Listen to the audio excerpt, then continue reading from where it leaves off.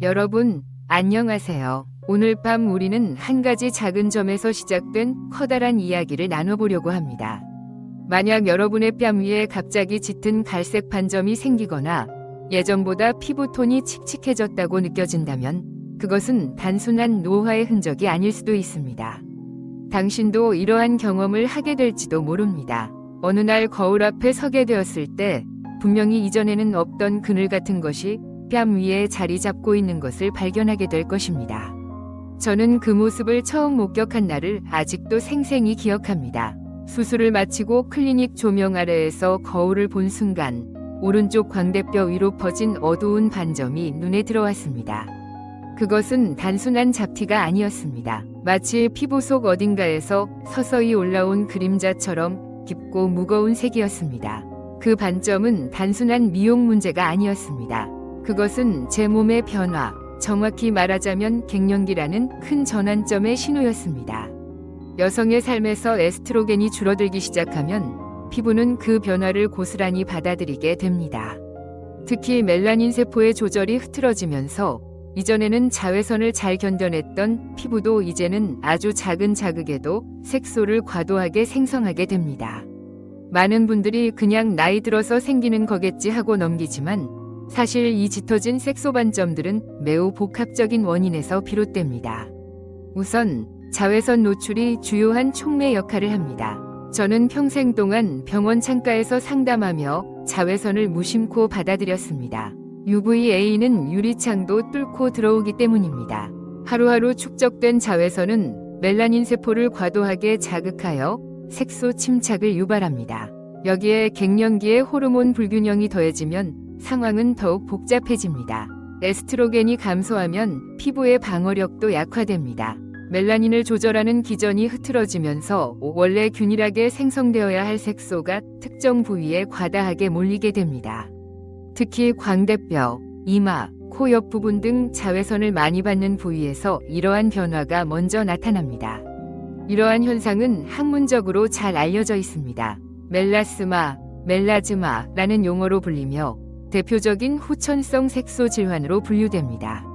주로 중년 여성에게 나타나며 자외선, 호르몬, 유전, 스트레스 등 다양한 요인이 복합적으로 작용합니다. 특히 갱년기 여성은 호르몬 수치가 급격히 변하면서 멜라스마의 위험이 높아집니다. 그런데 많은 분들이 저지르는 실수가 하나 있습니다. 바로 이 반점을 단순한 피부 노화로 오해하고 아무런 조치를 취하지 않는 것입니다.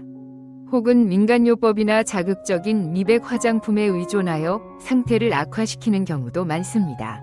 저도 그랬습니다. 처음에는 미백 세럼을 발라보았고 각질 제거도 과도하게 했습니다. 결과는 반점은 더 짙어졌고 피부는 얇아지면서 예민해졌습니다. 이때 깨달았습니다. 우리가 알아야 할 것은 단순히 노화라는 용어로 포장된 수동적인 변화가 아니라 그 변화의 메커니즘입니다. 내 몸에서 무슨 일이 일어나는지를 이해해야만 제대로 대응할 수 있다는 사실입니다. 완전히 릴렉스하기 전에 이 영상이 유익하거나 편안하셨다면 좋아요와 구독으로 응원해주세요. 정말 그럴 가치가 있다고 느끼신다면요. 또한 댓글로 지금 어디서 보고 계신지와 현재 몇 시인지 알려주시면 감사하겠습니다.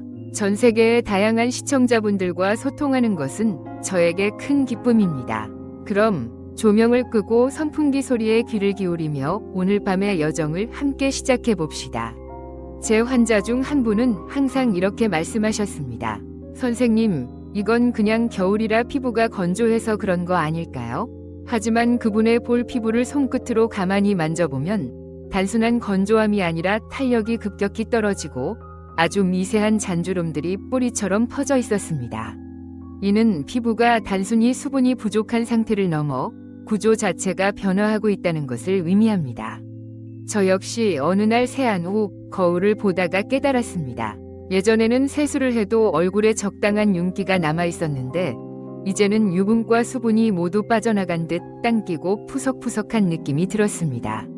마치 오래된 종이처럼요. 그 순간 저는 피부가 스스로 회복할 힘을 잃었다는 것을 실감했습니다. 이는 에스트로겐이 감소하고 있다는 증거였습니다. 에스트로겐은 단순히 생식 기능에만 관여하는 호르몬이 아닙니다. 이 호르몬은 피부 속 콜라겐 생성을 자극하고 수분을 유지하는 데 중요한 역할을 합니다.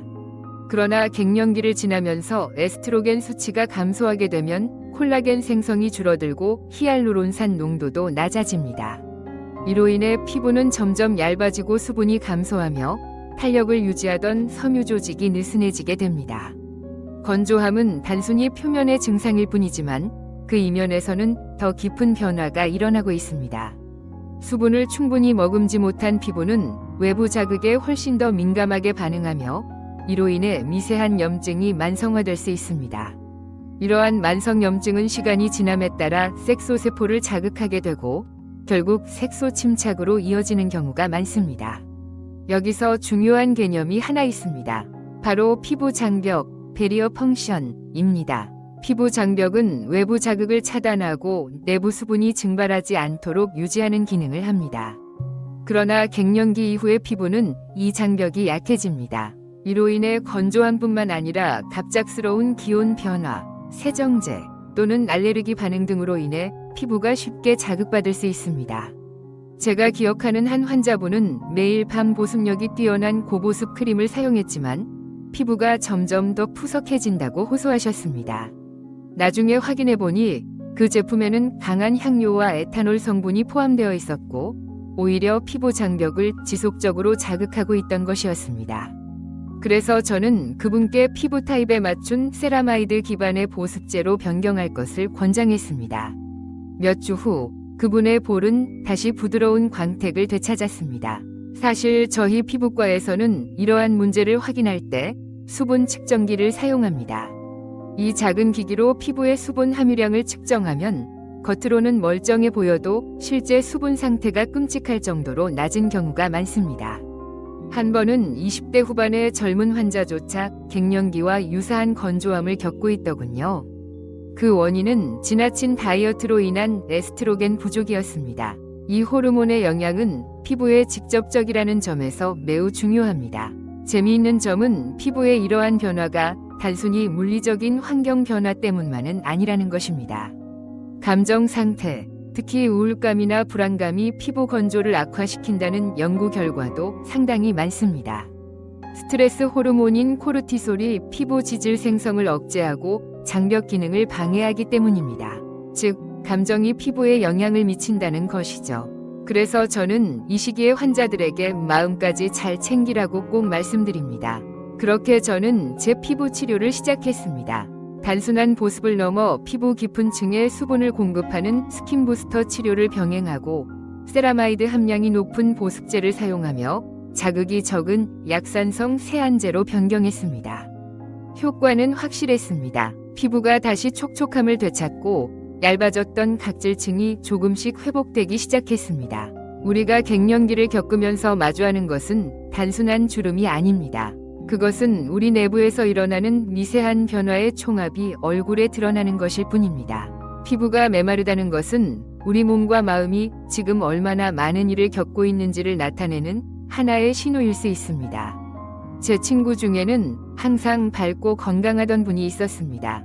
그런데 어느 날 그녀가 커피잔을 들고 제 앞에 앉자마자 제가 먼저 물었습니다. 요즘 무슨 일 있어? 그녀의 얼굴에는 이전보다 더 짙고 넓어진 색소 반점이 보였기 때문입니다. 그녀는 웃으며 대답했습니다. 요즘 너무 스트레스를 받아서 그런가 봐. 그리고는 한숨을 쉬었습니다. 그 말을 듣고 저는 고개를 끄덕였습니다.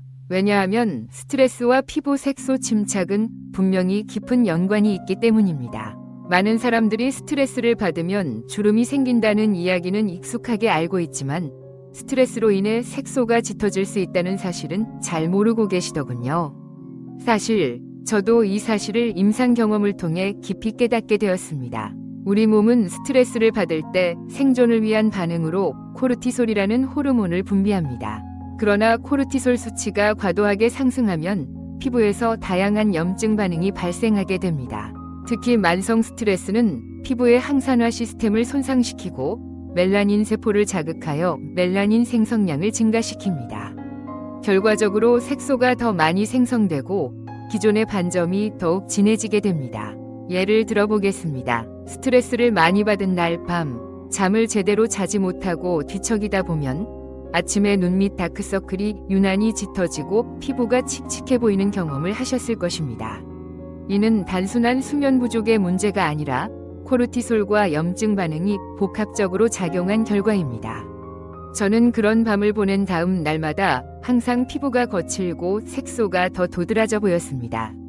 더 놀라운 점은 스트레스가 피부 장벽에도 영향을 미친다는 것입니다. 스트레스를 받으면 각질 세포 간 지질 생성이 감소하여 피부가 더욱 건조해지고 자극에 더 민감해집니다. 이러한 상태가 지속되면 피부가 외부 자극에 과도하게 반응하여 염증성 색소 침착, 포스트 인플레메터리 하이퍼피그멘테이션이 발생할 위험이 높아집니다. 단순한 뾰루지 하나에도 흔적이 오래 남는 이유가 바로 이 때문입니다. 여기서 중요한 개념 하나, 바로 피부와 신경 면역 반응입니다. 최근 피부과 학계에서는 피부를 단순한 외피기관이 아니라 독립적인 면역 신경계로 보고 있습니다. 즉, 스트레스를 받으면 뇌뿐만 아니라 피부도 동시에 반응한다는 것입니다.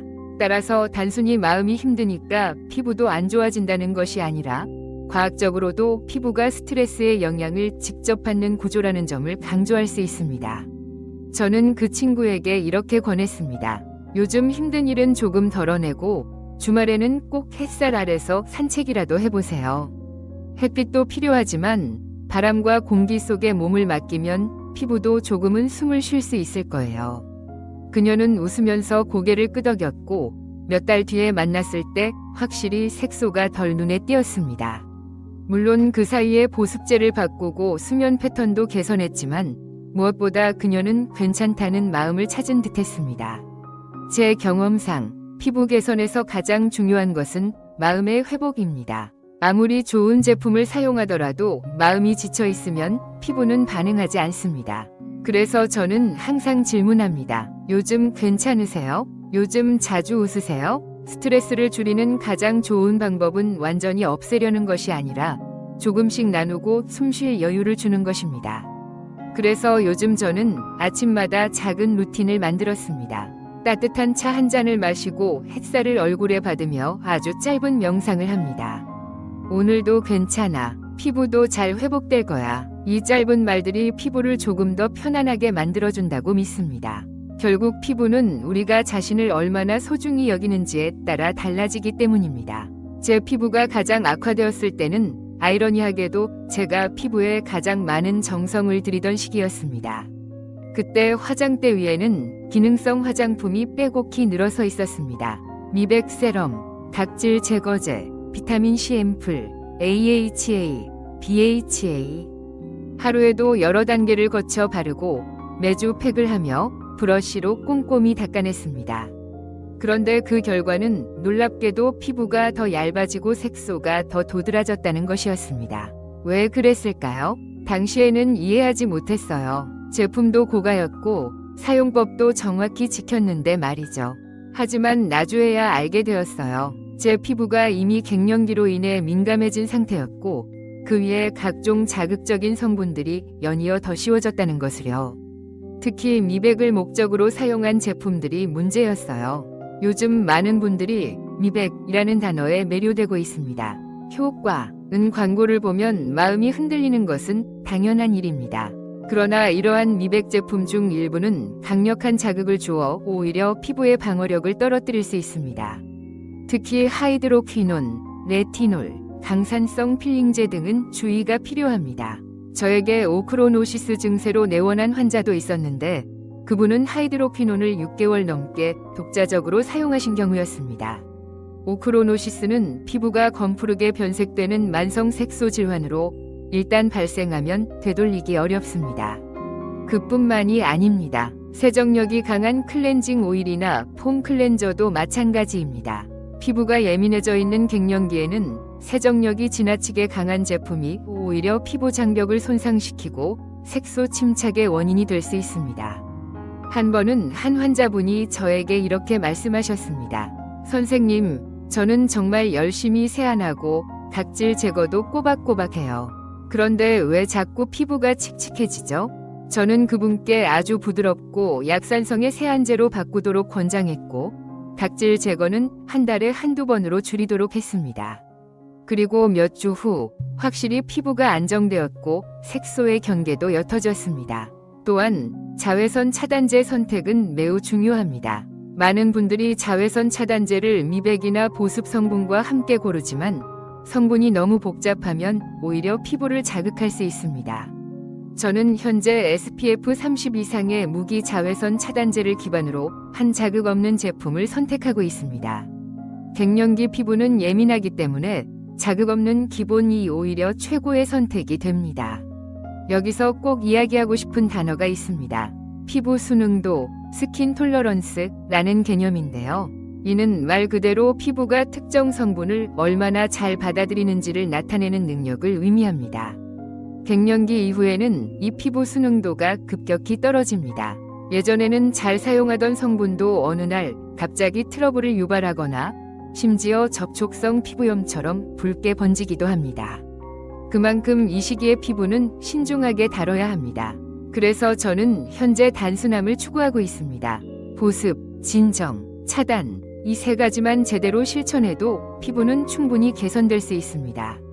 무엇보다 화장품에 지나치게 의존하지 않는 것이 중요합니다. 저는 매일 아침 세안 후 거울을 보며 이렇게 다짐합니다. 오늘은 자극하지 않겠어. 피부를 있는 그대로 편안하게 두자. 우리 중 많은 이들이 변화를 원합니다. 더 환하고 더 젊어 보이고 싶어 하죠. 하지만 변화는 때때로 멈추는 것에서 시작될 수 있습니다. 멈추고 지켜보는 것, 그리고 나의 피부가 진정으로 원하는 것이 무엇인지 귀 기울여 듣는 것이 중요합니다. 그렇게 저는 다시 제 피부의 목소리를 듣기 시작했습니다. 의사이자 갱년기를 경험한 여성으로서 저는 호르몬 대체 요법, 즉 별표 HRT, 호르몬 리플레이스먼트 테라피, 별표에 대해 많은 관심을 가져왔습니다. 제 환자들뿐만 아니라 저 자신도 갱년기 이후에 겪는 극심한 피로감과 피부 변화에 대응하기 위해 이 방법을 진지하게 고민했습니다. 실제로 짧은 기간 동안 HRT를 시도한 경험이 있으며 그 효과는 분명했습니다. 피부가 다시 부드러워졌고 얇아졌던 피부층이 상당히 회복되었습니다. 그런데 동시에 제 광대뼈 아래에 흐릿했던 갈색 반점이 어느 날 갑자기 짙어졌습니다. 처음에는 눈에 띄지 않던 그 자국이 몇 주가 지나자 마치 오래된 잉크가 번진 듯 퍼졌습니다. 당황스러웠습니다. HRT로 피부가 전반적으로 좋아지고 있었는데 왜 이 색소 반점만 악화되었을까요? 여기에는 분명한 이유가 있습니다. 에스트로겐은 피부에 긍정적인 영향을 미치는 동시에 멜라닌 세포를 활성화할 수 있습니다. 특히 멜라스마라고 불리는 색소 질환은 에스트로겐과 프로게스테론과 밀접한 관련이 있습니다. 임신 중 발생하는 기미 역시 호르몬 변화와 관련된 대표적인 예입니다. 호르몬 대체 요법 HRT는 이러한 기전을 다시 자극할 수 있기 때문에 일부 여성에게는 멜라닌 과다 생성으로 이어질 수 있습니다. 이 부분은 의학계에서도 끊임없이 논의되고 있습니다. 어떤 논문에서는 HRT, 호르몬 대체 요법가 피부의 두께, 수분 함량, 탄력을 확실히 개선한다고 보고했으며 또 다른 연구에서는 멜라스마 환자에게 HRT가 색소 침착을 심화시킬 수 있다고 경고했습니다. 그래서 저는 항상 환자들에게 이렇게 말합니다. 호르몬 치료는 양날의 칼입니다. 나에게 적합한지 반드시 전문가와 충분히 상의해야 합니다. 한 번은 52세 여성 환자분이 저를 찾아오셨습니다. 그녀는 피부가 건조하고 거칠어졌으며 잦은 열감과 불면증으로 매우 힘들다고 말씀하셨습니다. 이미 산부인과에서 호르몬 대체 요법 HRT를 시작한 상태였고 피부는 확실히 윤기를 되찾았지만 광대와 이마 부위에 멜라닌 반점이 늘어난 것을 보고 불안해하셨습니다. 저는 그녀의 피부를 진료하며 자외선 차단제와 함께 미세한 멜라닌 억제제를 병행할 것을 권장했습니다. 3개월 후 반점은 조금씩 옅어졌고 그녀는 다시 환하게 웃을 수 있었습니다. 그 경험은 저에게 중요한 교훈을 주었습니다. 피부는 단순히 건강해졌다 또는 악화됐다고 나눌 수 있는 것이 아니라 다양한 요소가 동시에 작용하는 유기체라는 사실입니다. HRT와 같은 강력한 변화를 가져오는 요법은 피부의 균형을 미세하게 흔들 수 있습니다. 따라서 이러한 요법에 대해서는 신중하게 접근해야 합니다. 또 하나, 많은 분들이 그럼 HRT를 해도 되는 건가요? 말아야 하나요? 라고 묻곤 합니다. 정답은 없습니다. 다만 나의 피부 상태, 유전적 소인, 자외선 노출 정도, 현재의 호르몬 수치, 그리고 무엇보다 심리적 준비가 중요하다고 생각합니다. 치료를 시작하기 전에 내가 무엇을 기대하고 어떤 변화를 감내할 수 있는지 스스로에게 묻는 과정이 반드시 필요합니다. 저는 그 이후로 HRT를 중단하고 다른 방법들을 선택했습니다. 항산화 성분이 풍부한 식단, 피부 회복을 돕는 스킨 부스터, 그리고 무엇보다 피부가 원하는 템포를 존중하는 생활 습관을 실천하고 있습니다. 대신 매년 한 번씩 혈액 검사를 통해 호르몬 수치를 체크하며 몸의 흐름을 관찰하고 있습니다. 내 몸의 리듬을 이해하는 것이 어떤 치료보다 우선해야 하니까요. 결국 우리는 회춘을 바라는 것이 아닙니다. 그보다는 현재의 나를 가장 편안하고 자연스럽게 돌보는 방법을 찾고 싶습니다. 때로는 강한 치료보다 부드러운 균형이 피부에 더 깊은 위안을 줄 수 있습니다. 이러한 사실을 깨달은 지금 저는 제 피부를 좀 더 다정하게 바라볼 수 있게 되었습니다. 제가 처음 피부과적 검사의 필요성을 절감한 것은 한 환자분이 1년 넘게 미백 제품을 사용했음에도 불구하고 색소가 전혀 옅어지지 않았던 때였습니다. 그분은 이미 수십 가지 제품을 사용했고 비용도 적지 않게 들였지만 피부 상태는 그대로였습니다. 오히려 반점은 더 진해졌고 피부결은 거칠어졌습니다. 그분의 말씀을 듣는 동안 제 머릿속에는 하나의 생각만 떠올랐습니다. 혹시 이건 표면적인 문제가 아닐지도 모르겠다. 그래서 저는 바로 우드등 검사를 시행했습니다. 이 검사는 자외선이 포함된 특수한 램프를 이용하여 피부의 색소 분포와 깊이를 판별하는 방법입니다. 겉으로 보기에는 연하게 보이는 반점도 이 검사를 통해 확인하면 실제로 진피층까지 색소가 침투해 있다는 것을 알 수 있습니다. 그 환자분의 경우도 표피형이 아니라 혼합형 색소 침착이었습니다. 단순한 미백 화장품으로는 개선이 어려운 상태였습니다. 이 검사를 통해 피부의 깊이를 이해하게 되면 그에 맞는 접근이 가능해집니다. 예를 들어 표피형 색소는 하이드로퀴논, 아젤라산, 코직산 등 비교적 낮은 농도의 국소 약물로도 효과를 볼 수 있습니다. 반면 진피형 색소 침착은 레이저 치료나 피부 재생을 유도하는 시술이 병행되어야 합니다. 이처럼 피부 속 색소의 위치를 정확히 알지 못하고 무작정 제품을 바르는 것은 마치 망가진 배관을 찾지 않고 물만 계속 붓는 것과 같습니다. 한 번은 45세 여성 환자분이 멜라스마로 내원하셨습니다.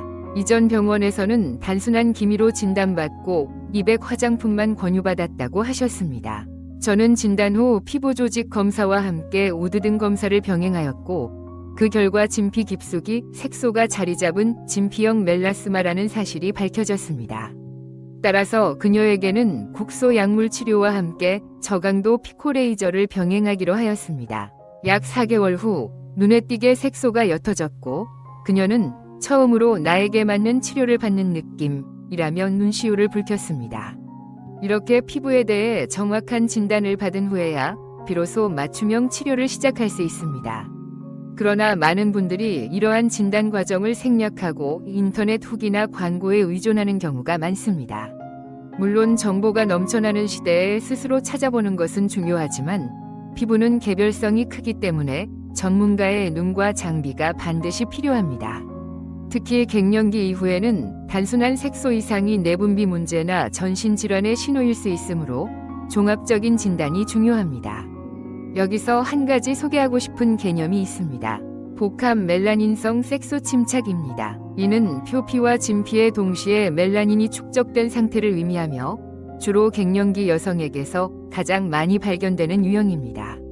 다양한 원인이 복합적으로 작용하므로 단일 치료보다는 단계적인 접근이 필요합니다.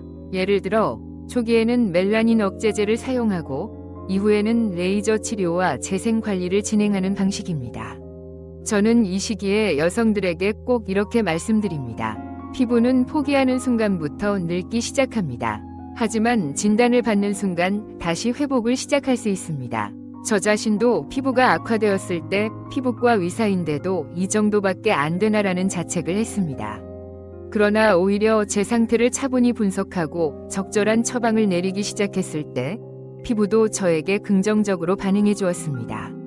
이후 저는 정기적으로 피부 분석을 받고 변화에 따라 제품과 루틴을 조정합니다. 피부가 너무 민감해졌을 때는 충분한 휴식을 주고 회복력이 느껴질 때는 영양을 공급합니다. 어떤 날은 단순히 차가운 생수로 세안만 하고 어떤 날은 진정 앰플만 바르고 잠자리에 듭니다. 피부는 감정처럼 변하기 때문에 그때그때 필요한 것이 다릅니다.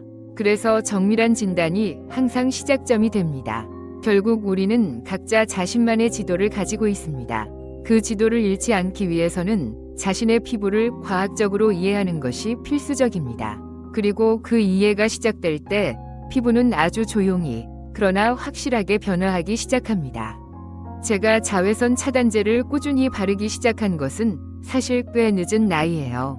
젊었을 때는 햇볕을 받으며 산책하거나 정원일을 하는 것이 너무 좋았고 피부가 탔을 때도 그저 건강해 보인다고 넘겼습니다. 그런데 어느 날 거울 앞에서 문득 깨달았어요. 같은 나이인데도 자외선 관리를 철저히 한 친구의 피부는 훨씬 맑고 매끄럽더라고요. 그 순간부터 저는 자외선 차단을 제 일상으로 삼기로 결심했습니다. 갱년기 이후 피부는 더욱 얇아지고 멜라닌 조절 능력이 감소하여 자외선에 훨씬 더 취약해집니다. 특히 UVA는 진피 깊숙이 침투하여 콜라겐과 엘라스틴을 파괴하고 UVB는 표피에 직접적인 자극을 주어 색소 침착을 유도합니다. 이로 인해 단순한 기미나 주근깨뿐만 아니라 멜라스마, 광노화, 심지어 피부암까지 초래할 수 있습니다. 피부는 기억력이 강하여 젊을 때 받은 자외선 손상이 수십 년 후에도 여전히 드러납니다. 그래서 저는 이제 SPF 30 이상, PA+++ 이상의 자외선 차단제를 매일 사용하고 있습니다. 흐린 날에도 실내에서도 꼭 바르죠. 특히 컴퓨터 모니터나 LED 조명에서도 미세한 자외선이 방출된다는 연구 결과를 보고 실내 활동 시에도 습관처럼 바르게 되었습니다. 외출 전에는 15분 전에 바르고 외출 중에는 2에서 3시간 간격으로 덧발라줍니다. 처음에는 번거롭게 느껴졌지만 지금은 세수하는 것처럼 자연스러운 루틴이 되었습니다. 자외선 차단과 함께 저는 몇 가지 생활 습관을 철저히 지키고 있습니다. 우선 항산화 식단을 유지하고 있습니다. 비타민 C, E, 폴리페놀, 셀레늄 등이 풍부한 식품을 중심으로 식단을 구성하고 당분과 정제된 탄수화물은 의식적으로 줄였습니다. 이러한 변화 덕분에 피부가 한층 밝아졌고 반점의 경계도 점점 흐려졌습니다. 특히 블루베리, 브로콜리, 견과류는 매일 챙겨 먹는 식재료입니다. 다음은 수면과 스트레스 관리에 대한 내용입니다. 요즘 저는 매일 저녁 10시에 조명을 어둡게 하고 스마트폰을 멀리 두고 있습니다. 이는 멜라토닌 분비를 방해하는 블루라이트를 줄이기 위함입니다. 밤에 충분한 수면을 취해야만 피부가 재생될 수 있다는 것은 의학적으로도 입증된 사실입니다. 코르티솔 수치가 낮아지면 멜라닌 형성도 억제되기 때문입니다. 마지막으로 저는 아침마다 거울 앞에 서서 피부를 가볍게 쓰다듬습니다. 오늘도 고마워 라고 말하죠. 예전에는 이런 말이 유치하게 느껴졌지만 이제는 정말로 피부에게 감사한 마음이 듭니다. 힘든 외부 자극 속에서도 나를 지켜주고 여전히 탄력을 잃지 않으려 애쓰는 이 작은 세포들이 얼마나 고마운지요. 하나의 작은 변화가 눈에 띄게 나타난 적이 있습니다. 바로 피부톤 회복이었습니다. 예전에는 얼굴의 중심부와 바깥쪽 색상이 뚜렷하게 달랐습니다. 일명 양쪽 광대 그림자처럼 말이죠. 그러나 생활 습관을 바꾸고 꾸준히 자외선을 차단하며 항산화 식단을 유지한 지 약 6개월이 지났을 때 그 그림자가 흐려졌습니다. 가족들도 피부가 밝아졌네 라고 말할 정도였습니다. 그 순간 모든 노력이 뚜렷한 보상으로 돌아왔음을 느꼈습니다. 피부는 단순한 겉모습이 아니라 나의 삶을 기록하는 창입니다. 우리가 어떤 음식을 먹고 어떤 생각을 하며 얼마나 잘 쉬는지를 고스란히 반영합니다. 따라서 피부에 정성을 쏟는 것은 단순한 외모 가꾸기를 넘어 나 자신을 존중하고 돌보는 행위이기도 합니다. 이제 저는 매일이 조금 더 환하고 조금 더 부드러운 날이 되기를 바라며 피부에 손을 얹습니다. 아직 완벽하지는 않지만 예전보다 훨씬 더 건강한 피부를 가지고 있다는 것은 확실합니다. 그리고 이 여정이 아직 끝나지 않았다는 것도 느끼고 있습니다. 지금까지 저는 갱년기라는 전환점을 지나며 겪은 피부 변화의 여정을 여러분과 함께 나누었습니다. 어느 날 갑자기 짙어지는 반점, 마르듯 건조해진 피부, 작은 자극에도 민감하게 반응하는 예민함. 이러한 변화들은 단순히 나이 때문이 아니라 몸속에서 일어나는 섬세한 균형 변화의 신호였습니다. 호르몬의 변화는 피부에 깊은 흔적을 남기지만 그 흔적은 결코 두려워할 대상이 아닙니다. 오히려 그것은 내 몸이 보내는 무언의 언어일 수 있습니다. 그 메시지를 이해하고 받아들이기 시작할 때 우리는 진정으로 나를 돌보는 첫걸음을 내딛게 됩니다. 스트레스, 부적절한 제품 선택, 그리고 과도한 치료는 피부를 더욱 예민하게 만들 수 있습니다. 그러나 정확한 진단과 나에게 적합한 방법을 찾는다면 분명한 변화가 일어날 것입니다. 저는 이를 몸소 경험했으며 지금도 매일 작지만 의미 있는 변화를 느끼며 살아가고 있습니다. 어쩌면 피부는 단순한 겉모습이 아니라 내 삶의 기억이 쌓여있는 이야기책과 같습니다. 매일 그 책장을 넘기며 나는 오늘도 나 자신을 읽고 이해하며 다독이는 연습을 하고 있습니다. 완전히 릴렉스하기 전에 이 영상이 유익하거나 편안하셨다면 좋아요와 구독으로 응원해주세요.